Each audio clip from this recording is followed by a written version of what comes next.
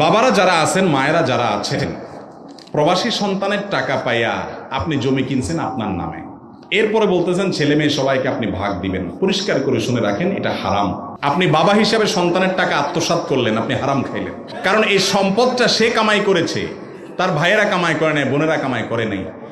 ভাইয়ের উচিত বোনদেরকে, ভাইদেরকে খেয়াল করা, হাদিয়া তোফা দেওয়া, উপকার করা, পুঁজি দেওয়া, বিদেশ নেওয়ার চেষ্টা করা, সেটা আরেক জিনিস।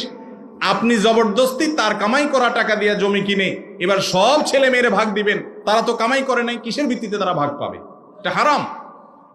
কিন্তু অনেক মা বাপ এই হারাম কাজটা করে টের পায় না, মনে করতেছেন ছেলেরটাই তো, আমারটাই তো, আমারটাই তো, ছেলেরটাই তো। না, অ্যাকাউন্ট প্রত্যেকের আলাদা আলাদা। এক সন্তানের সম্পদ আপনি অন্য সন্তানকে দিয়ে দিবেন, এই অধিকার ইসলাম আপনাকে দেয় নাই। আল্লাহ তাআলা কোরআনে কারীমে বলেছেন, লা তাকুলু আমওয়ালাকুম বাইনাকুম বিল বাতিল। অন্যায়ভাবে একে অন্যের সম্পদ খাইও না, তোমরা ভোগ করো না। এটা খাওয়া মানে আগুন ঢুকানো।